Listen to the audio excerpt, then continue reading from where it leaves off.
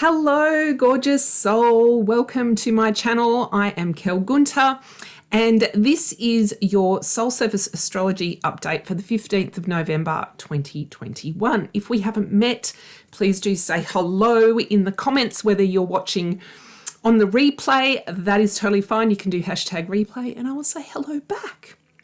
If we haven't met, I'm a 13 sign sidereal astrologer. So the astrology you're going to hear today is not going to match up with 99% of the other mainstream astrology that you'll find on the interwebs. I'm also the creator of Soul Service Astrology. Soul Service Astrology is a program to allow you to come back into a much deeper connection to the natural cycles via the planets and stars, so that you can come back into a really deep connection with your strengths and your challenges, so that then you can work with them and you can start to step into your service and your career, your business, and basically program the life that you want to lead this lifetime.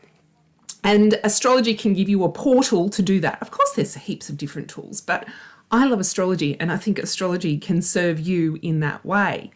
What is 13 sign sidereal astrology if you've never heard of it before? 13 sign sidereal astrology is matched with what you can see in the night sky. Tropical astrology, or 99% of the modern Western astrology only, is not matched to where you can observe the planets in the sky. Now, I want you to think really long and hard about that. Wouldn't you prefer to be referring to where the planets are next to a star asterism, which is basically the signs or the zodiac, that you could see in the night sky? It kind of seems logical to me, like you can look out your window and see, for me, it's spring leading into summer. Or for you, it might be the reverse if you're in the Northern Hemisphere. And you can connect to that natural cycle. Now, there's a reason for this. 13 sign sidereal astrology, and in particular Soul Service Astrology, its main aim is to get you back connected with the natural cycle of the planets and how that can allow us to come back into an interconnected state with our ecology, with our planet. Once you're looking after yourself, you can then look after the planet and look after others. And we can start to program the new Earth. So that's Soul Service Astrology. All right, let's take a look at what's happening this week. I will share my screen so you can see the chart. There's the chart. I'll just pop my little box down there so we can scroll through. All right, so there is a fairly big celestial event happening this week, and it is a partial lunar eclipse, and that's happening on Friday, the 19th of November. So a lot of the energy is the build up to that event. Okay, so keep that in mind. There is a lunar partial eclipse, which happens on a full moon on Friday, the 19th of November. I will go into more details about that on this video. And you'll get more details from me in my Facebook group, Sidereal Stars with Kel, on the actual day. I will hold a live event in my group on the actual day. So come and join me in Sidereal Stars with Kel if you want to really soak in the energies of that full lunar moon eclipse, lunar moon eclipse on the 19th of November. All right, Monday, the 15th of November. The main aspect that will be having the most influence is Jupiter square the sun. So Jupiter is in Capricorn still, doesn't have much time left in Capricorn before it starts blazing a pathway through Aquarius. So we're feeling the last, it's not going to be back in Capricorn for 12 years. Okay, so we're feeling the last blast of very expansive energy, dream-filled energy, a curious energy within the area of our life. Capricorn, it's our mastery, our leadership. Could be our business, could be our career, could be goals and achievement. From a collective perspective, it's our systems and what the underlying methodologies are to our culture and society. Also, our belief systems. Jupiter very much is our beliefs. A square energy is, there's limits, there's some kind of tension, there's some kind of movement into areas that make you feel slightly uncomfortable. And generally that will put our mind into fear mode. That's not necessarily beneficial fear. It's usually things that will hold us back. So that's why I call it a limiting belief. So there's a limiting feeling or a limiting thought. There's something holding you back because maybe you've not been there before. With Jupiter, it likes to expand into new territory. It likes to be curious, explore new things. And you might be expanding into your type of leadership. Perhaps over the last 12 months, you have decluttered, you have consolidated, you are now very clear on your beliefs, on your philosophies. You're starting to build that faith in yourself to step up as a leader within your field of expertise. But with this square energy from the sun down here, it may be limits on how you shine. Maybe there's still questions around how can I really be a compassionate, diplomatic, creative leader. Perhaps Jupiter is asking you to shine brighter than you've ever shined before, but still be very diplomatic, still be very balanced and harmonious. In white Western culture, we get shown the image of a man that is pushing and hustling as the leader and really knows how to control everything. And I think that paradigm is starting to crumble. Maybe that there are different qualities you can bring to your leadership that aren't necessarily the norm. And I feel like this might be where we're starting to step into new territory, the new types of leaders that we're starting to see. They very much are working in their expertise zone, but they have passion projects for justice or the environment or equity, and they're willing to bring that into their leadership. They're not willing to hide their political views. They're not willing to hide their values either. And they weave it into their leadership. So it's the leader as the advocate. And how does that make you feel? So they're the kind of questions to ask yourself. So keep that in mind. That's the beginning of the week. Now, Tuesday, there isn't really a significant aspect I'm going to discuss. The next significant aspect comes up on Wednesday, the 17th. And it's a nice aspect, okay? If there is such thing as good and bad and nice and yucky. I was trying to think of the opposite for nice. This is trine energy. Trine energy is a flow, at ease. So this week there is tension and release. When I was dancing, there is a concept in choreography where, and I'm fairly certain you can weave it into any kind of creativity and artistry and writing and dancing and painting, that shadow and the light, the tension and the release, the hard and the flow, right? So at the beginning of the week, we have this feeling that, we're pushing into sort of new, pushing, I don't like that word, pushing. There's a tension into new areas of our mastery, us becoming the leader. We're leaning into new spaces, right? We're wanting to bring a level of advocacy and balance and harmonious and justice to our leadership. It's not, it's the integrity within our leadership. So then we have the flow between Neptune and Mercury.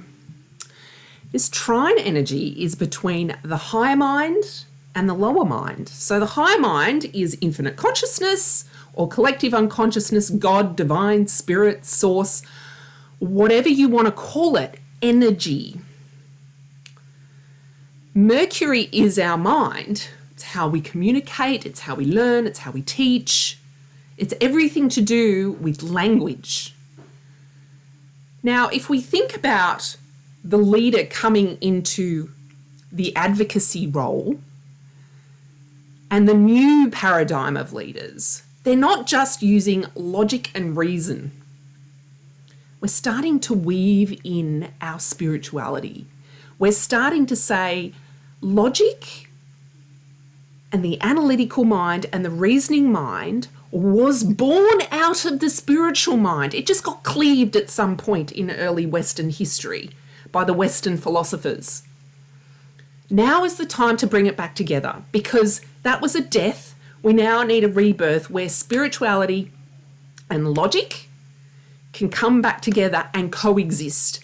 And the leader can be both spiritual and logical, knowledgeable, and also very much connected to their God nature. And there's that energy I really want you to step into this week. Start stepping into you as the mystic. And then that energy supports the advocate. That energy supports how you speak in a diplomatic manner, non-judgmental, very compassionate, bringing a harmony to all your words. So there's that lovely energy that is weaving through our week as well. So that's Thursday. Oh, no, that was Wednesday. Thursday, the 18th, we have opposition energy. So we've started with square, we've got some trine energy, and now we're going to a bit of opposition energy. And that opposition is between Uranus and Mars down here in Virgo. So Uranus is in Aries and has been in Aries for a while, and it's opposite Mars down here in Virgo. So Uranus, let's talk about the collective from a collective perspective here. What's happening here?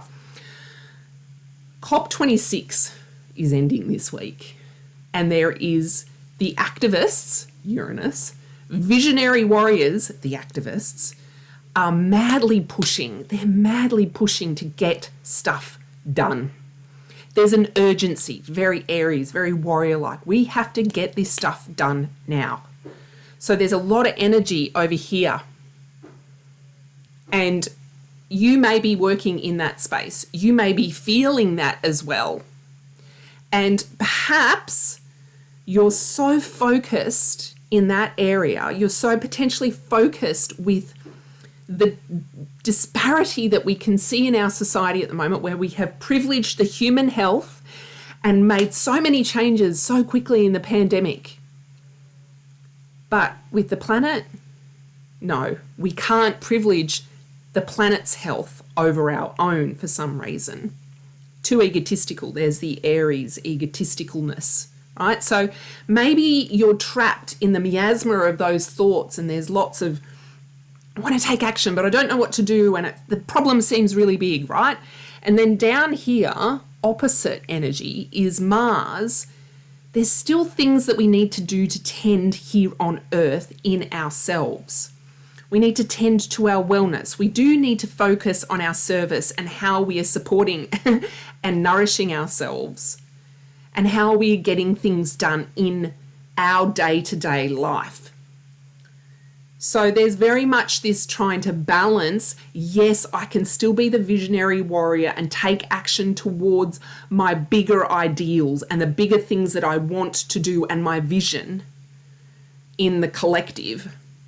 But I still also need to be reminded that I need to tend and focus on my health, because otherwise I'm not going to be a very good visionary warrior.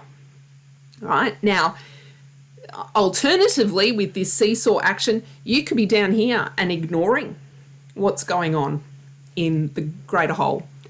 And that will lead to a problem as well, because you've got your blinkers on.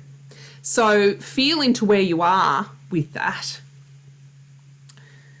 Then we come up to the full moon eclipse. So a lunar eclipse will always happen on a full moon. It's only a partial lunar eclipse, which means the moon is not completely shadowed by the Earth. So what is a lunar eclipse? And it is in it will appear in the star asterism or sign, zodiac, whatever you want to call it, of Taurus. It will be visible in the sign of Taurus. So please look at the sky on this night. You should be able to see it in some parts of the world, this partial eclipse. It is the moon moving into the Earth's shadow. So the sun's over here, opposite in Scorpio, I think. No, opposite in Libra. So opposite, it'll be opposite in Libra. So if we put this up, the sun is opposite in Libra here. We need to balance things out, bring some harmony, and then the moon is over here and it's going to be eclipsed by the Earth. I think that there's a lot of energy by me just saying that. Our emotional state is being overshadowed by the Earth in Taurus. Taurus is very much about our material, tangible possessions, how we think materialistically, money, possessions, what we want and desire that is tangible, outcomes that we get fixated on. The Earth is overshadowing that. I think that there's a real message there that the Earth's going, well, hang on a minute, maybe it's not just about you. And maybe it's time for you to take a deeper look into those shadowy places within yourself where you aren't living in accordance to your values. How much do you revere the planet? Do you have values that are geared towards you loving and caring and tending for the planet?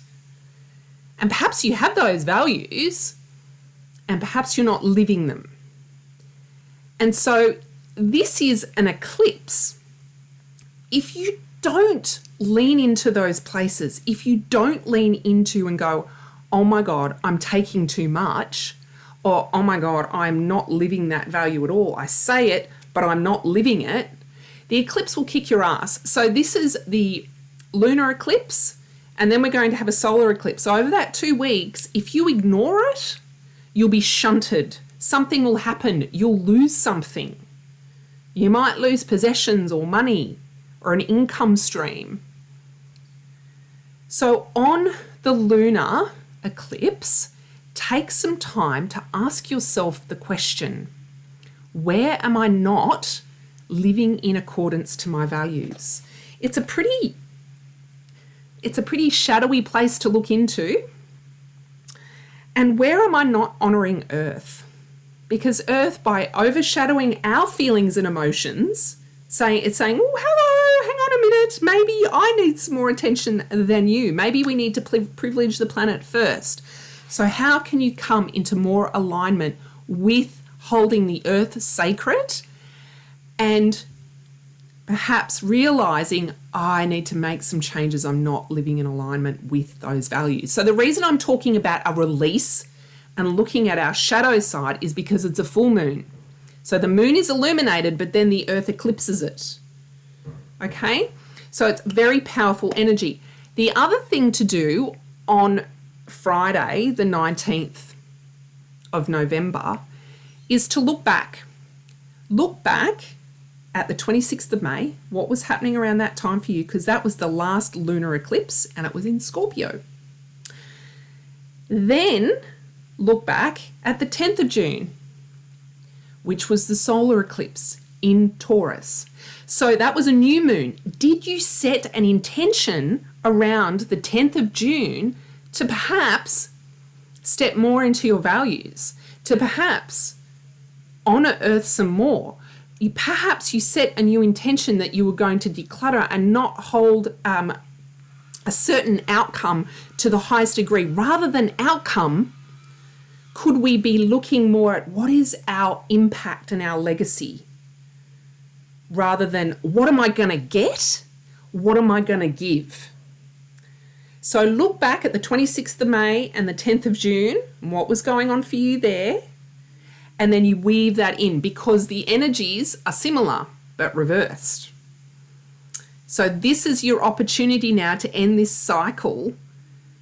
You start to come into congruence with your values, and then on the solar eclipse, which is on the 4th of December, and I'll have more details about that then, that'll be stepping you'll be starting to set intentions around how you can continue to observe and notice your ego and destroy it, and when you need to, but it's a rebirth. So by the 4th of December, there'll be this rebirth energy. So you can let things go now, including physical possessions, you can let them go too. All right, so that's, and if you want more time spent soaking in the lunar eclipse energies in Taurus, then as I've mentioned at the beginning of this, Facebook group, Sidereal Stars with Kel, come into there before Friday, and I will be doing a live in there, I'm sure, on Friday, if not before. So you'll get more information, but likely a ritual as well as to how to work with the full moon lunar eclipse in Taurus. All right. So then we come out of the full moon and we get another amplification of the trine energy. So do the work. Lean into those uncomfortable places. Feel the tension, feel the opposition, release stuff, let stuff go, and then step into this flow state between Uranus and Venus. Uranus, the visionary warrior, Venus, the regenerative liberator over here in Sagittarius. But Venus is very fun. It wants to feel fun. Fun in the body, pleasure in the body. Uranus, I feel, has links to the inner child and play and inspiration and imagination. So allow yourself to play on the weekend. Perhaps you have really shifted some yucky feelings and thoughts, and you've realized some yucky things about yourself that you go, oh my God, that I was really doing that. Allow yourself to play. This is fire energy, Sagittarius and Aries. So move the body.